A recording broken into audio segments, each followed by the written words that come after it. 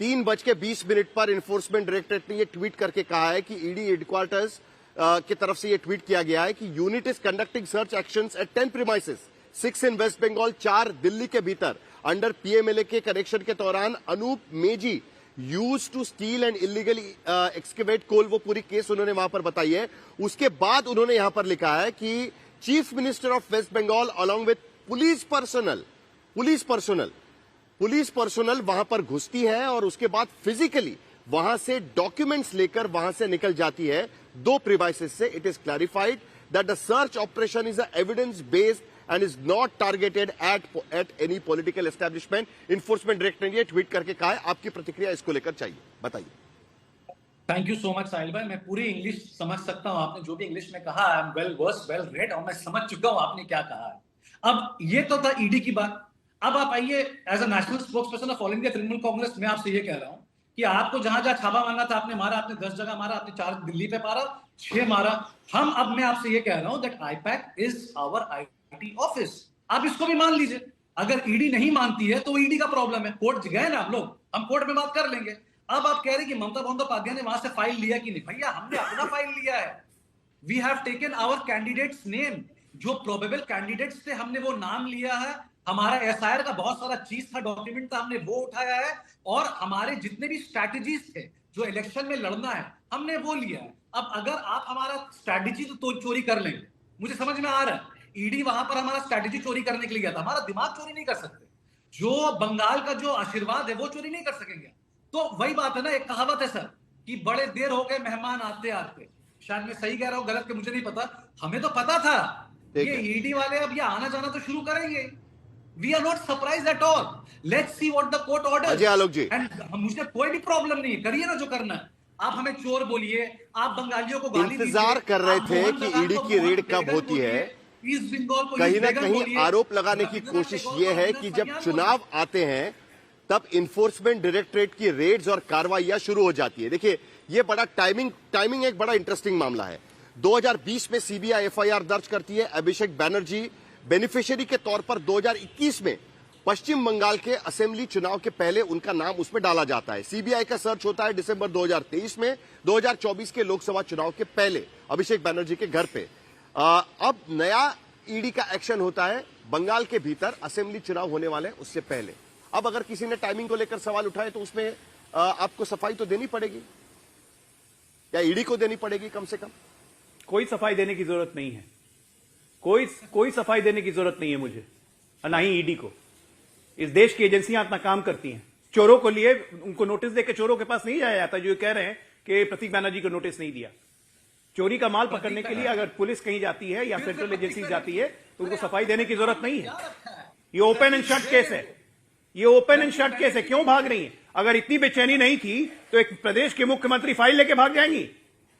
ये प्रदेश के मुख्यमंत्री किसी सेंट्रल एजेंसी के काम में दखल लेके फाइल लेके भाग जाएंगे? एनआरकी है क्या? ईडी के वहां पर दूध पी रहा था बैठ के, बांग्लादेश समझा हुआ इसको। मुख्यमंत्री का जाना जरूरी था। कल आपको हाईकोर्ट अच्छे से आईना तौसीफ भाई, मुख्यमंत्री का जाना जरूरी था।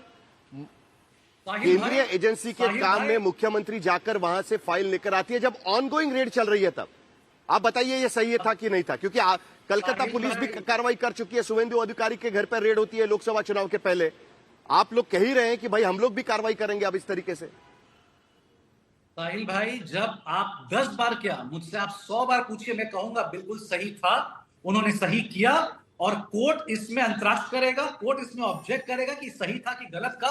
मैं अपने हिसाब से कह रहा हूं, एज ए तृणमूल कांग्रेस के कर्मी के हिसाब से मैं आपसे कह रहा हूं, उन्होंने बिल्कुल सही किया। हमें हक है अपना डॉक्यूमेंट्स वहां से उठाने का, अपने सारे स्ट्रैटेजीज वहां पर उठाने का। कोई चोर वहां से चोरी करने के लिए आएगा, हमारा आइडिया, हमारे कैंडिडेट्स के नाम, और हम वहां पर अरे अच्छा, मुझे आप ये बताइए ना, ईडी वहां पर दूध पी जाता बैठ के, ईडी रोक लेता? ईडी ने क्यों नहीं रोका? बिकॉज ईडी की इंटेंशन कुछ और थी। ED was not prepared for this red. ED बिल्कुल तैयार ही नहीं था।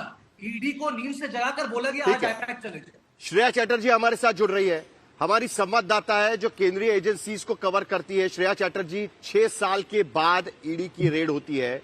ईडी का आरोप लगता है कि जो 6 साल पहले मामला हुआ था, जो सीबीआई का केस है, उसमें जो मनी लॉन्ड्रिंग हुआ है उसका प्रोसीड्स ऑफ क्राइम हवाला के जरिए 6 साल के बाद वो कह रहे हैं कि आईपैक को गया हुआ है। ये रीसेंट डेवलपमेंट है या अभी अभी उनको पता चल रहा है? देखिए बिल्कुल साहिल, जो स्टेटमेंट ईडी के द्वारा जारी की गई है उस स्टेटमेंट में ये साफ कहा जा रहा है कि 8 जनवरी 2026 को भी एक रेड की गई थी, एक सर्चेस किए गए थे ईडी द्वारा। उस सर्चेस में ये पता लगा है कि कुछ हवाला ऑपरेटर्स ने कैसे लेयरिंग के माध्यम से कुछ एंटिटीज को ये प्रोसीड्स ऑफ क्राइम जो कोल फिल्टर स्कैम के थे वो पहुंचाया है, और उसमें से एक एंटिटी का जो डिटेल उनको मिला है वो आईपैक है। स्टेटमेंट में ईडी ने ये साफ किया है कि कई करोड़ों रुपए, टेंस ऑफ करोड़ की बात की जा रही है, जितना अमाउंट इस हवाला के जरिए रीराउट करके आईपैक तक पहुंचा है। और इसी सिलसिले में डॉक्यूमेंट्स और अन्य इंपॉर्टेंट चीजों को ढूंढने के लिए ईडी आईपैक के तमाम ऑफिस में पहुंची, ना कि सिर्फ बंगाल के ऑफिस या फिर प्रतीक जैन जो उनके को फाउंडर और डायरेक्टर है उनके ऑफिस में रेड हुई थी। और ममता बनर्जी के बारे में क्या कह रही है, आपके सोर्सेस क्या कह रहे हैं? क्योंकि मुख्यमंत्री वहां पर पुलिस की मदद से वहां पर पहुंची, जो ईडी आरोप लगा रही है, ट्वीट करके बता रही है, उसको लेकर क्या कह रहे हैं? वो तो कोर्ट चली गई है, अब उसको लेकर क्या होगा? देखिए ईडी की तरफ से ये साफ कहा जा रहा है कि ये जो ममता बनर्जी का पहुंचना है ये ऑब्स्ट्रक्शन ऑफ वर्क है, सेंट्रल एजेंसी को रोका गया है काम के बीच, और जो डॉक्यूमेंट्स है इंपॉर्टेंट वो भी वहां से ले आया गया है। तो सत्येंद्र सिंह हमारे साथ में है, पूर्व डिप्यूटी डायरेक्टर है ईडी के। सत्येंद्र जी, आपने सुना, पूरी बहस आप सुन रहे हैं, और ईडी के कन्विक्शन रेट को लेकर मुझे आपको बताने की जरूरत नहीं है। पिछले साल भर में 193 केसेस रजिस्टर्ड हुए, 2 का कन्विक्शन है, उसमें लंबी लिस्ट है, उसको लेकर तो मैं जाऊंगा। लेकिन बार बार जब भी ईडी की रेड होती है, पॉलिटिकल वेंडेटा की बात भी उसके साथ में की जाती है। 6 साल के बाद इतना लंबा इन्वेस्टिगेशन, पूरे इन्वेस्टिगेशन में पीएमएलए के तहत सजा है 7 साल की। इन्वेस्टिगेशन इतना लंबा चलता है, क्या सचमुच में इतना वक्त लगता है? जल्दी से आपकी प्रतिक्रिया, उसके बाद मैं आशुतोष के पास चलूंगा।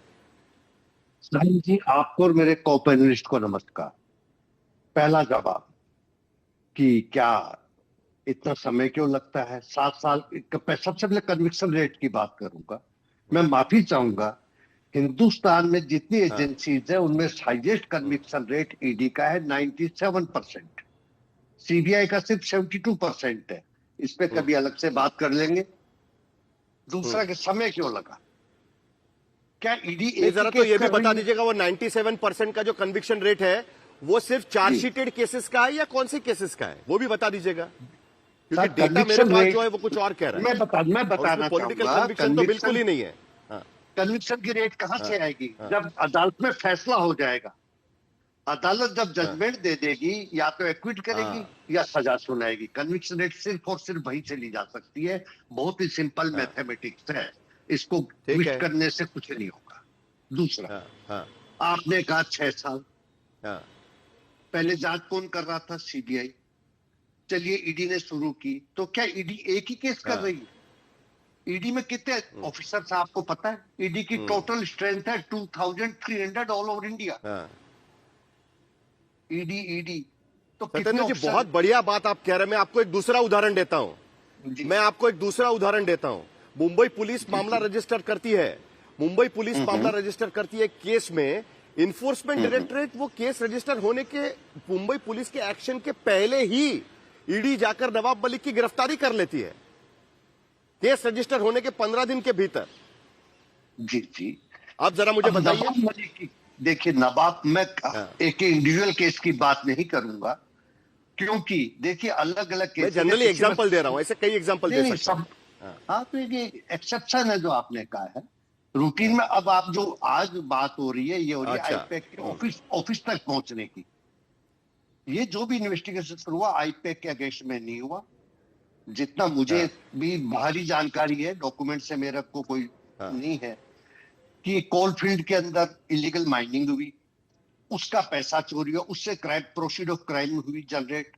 अब जब प्रोसीड ऑफ क्राइम को फॉलो किया गया, ठीक है, कि कहां गई है, तो उसको ढूंढने में टाइम लगता है। अब जाके इन तक पहुंचे, हो सकता है इसके बाद आगे भी पहुंचे। ठीक है, ये बात तो सही है, और इसीलिए पीएमएलए के कानून को सख्त बनाने की कोशिश पी चिदम्बरम की तरफ से की गई थी, और वो इसीलिए की गई थी क्योंकि आर्थिक इस तरीके की जो घटनाएं होती है उसकी जांच करना ये बड़ी टेढ़ी खीर साबित होता है कई बार, और इसके लिए इतने सारे अधिकार भी दिए गए थे। सत्येंद्र जी, दोबारा आपके पास आऊंगा, लेकिन यहां पर बड़ी दिलचस्प बात है कि कांग्रेस के तरफ से जो बयान आ रहा है, लेफ्ट पार्टीज की तरफ से जो बयान आ रहा है, मीता चक्रवर्ती, आप हमारे साथ में हैं, दोनों लोग कह रहे हैं कि भाई ये सही कार्रवाई की जा रही है इन्फोर्समेंट डायरेक्टरेट की कलकत्ता के भीतर।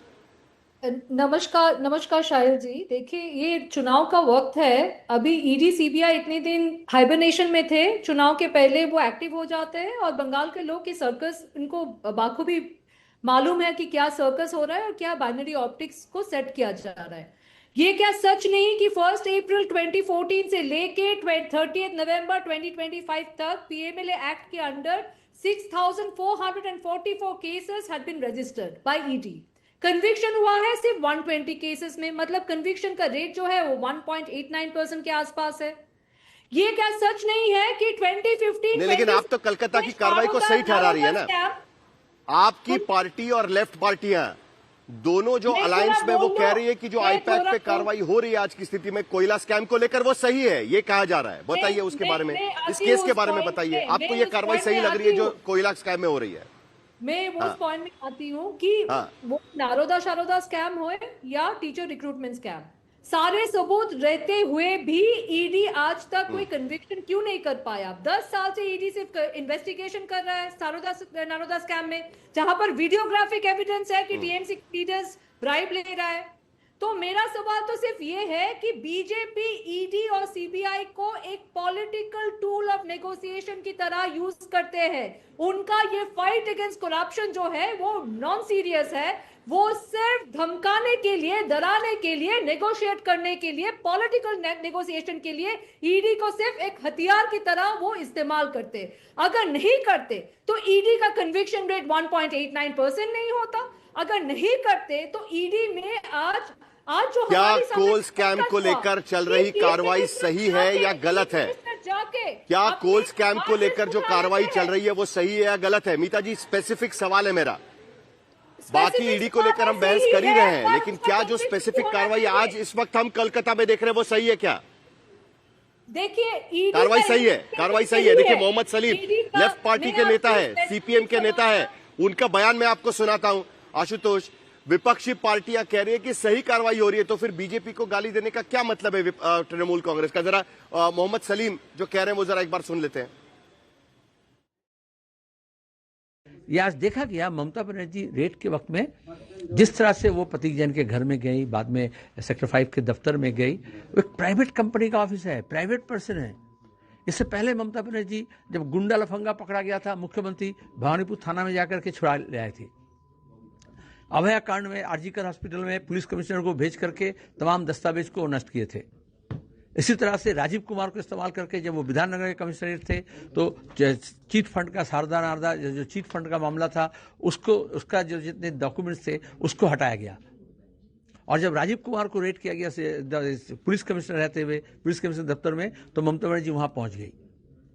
कानून कोई एजेंसी अगर जांच करती है, उस वक्त किसी बाहर का कोई को दखलंदाजी नहीं कर सकता।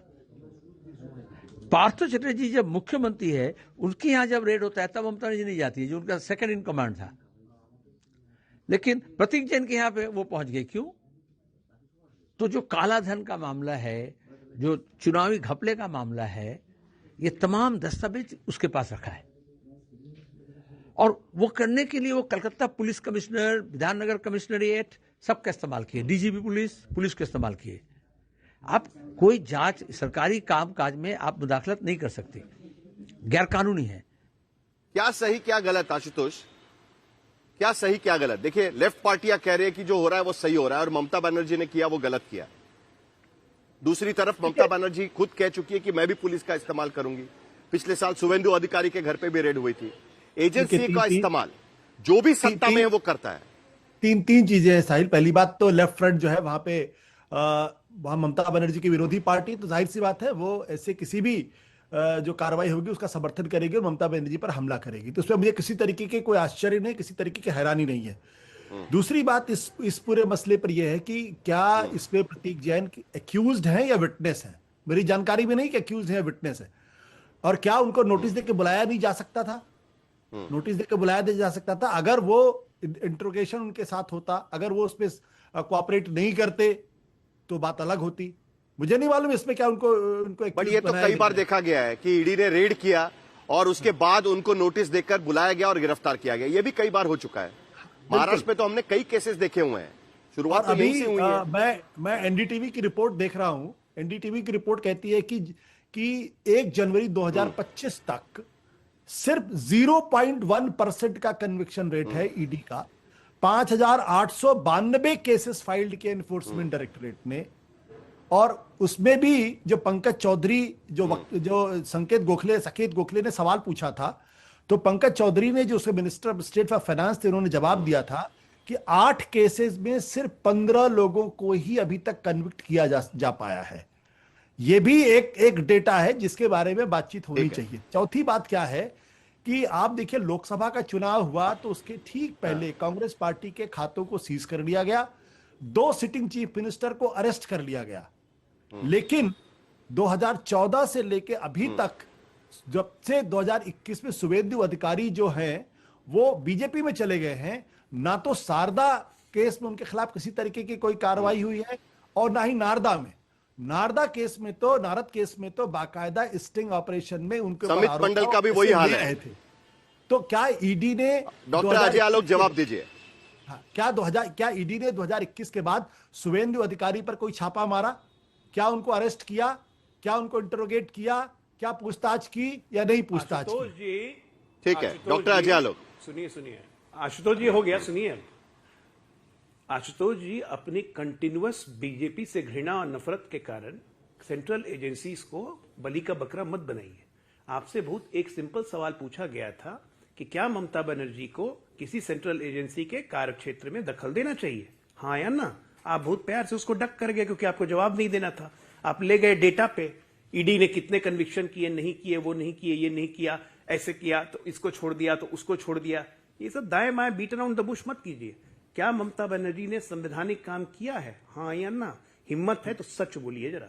हाँ, देखते हैं आपकी इंटीग्रिटी कितनी है। नहीं, मैं जवाब दे रहा हूं आपकी संवैधानिक काम किया। अगर ईडी ने, देखिए कानून ये कहता है किसी भी तरीके से सरकारी कर्मचारी के कार्य में बाधा डालने पर उनके खिलाफ गिरफ्तारी हो सकती। क्या ईडी ममता बनर्जी को आज देर शाम तक अरेस्ट करेगी? एग्जैक्टली, यहाँ पर तो सेटिंग हो जाता है ना। क्या ईडी गिरफ्तार करेगी ममता बनर्जी को आज? ईडी ऑलरेडी हाईकोर्ट, एक मिनट सुनिए, आप जो सिचुएशन की बात कर रहे हैं, गिरफ्तार करना चाहिए। एक मिनट, बिल्कुल आप जिस चीज की बात कर रहे हैं, आज ममता बनर्जी अपने पूरे पुलिस अधिकारी और फोर्स के साथ गई थी ईडी के काम रोकने के लिए, तभी ईडी हाईकोर्ट गई। आपको क्या लगता है कि ईडी जाएगी गिरफ्तार करने? हाईकोर्ट जाने की जरूरत ही नहीं इसमें। ये नाखून कटा के शहीद, और क्या आपको लगता है? और आपको क्या लगता है? हाईकोर्ट जाने की अजय आलोक की जरूरत ही नहीं है। आप बताइए ना। देखिए, मैं ये तो नहीं कहूंगा कि ममता बनर्जी से घृणा में आके आप इस तरीके की बातें कर रहे हैं। ठीक है, जरा दोनों को शांत करिए। तौसीफ,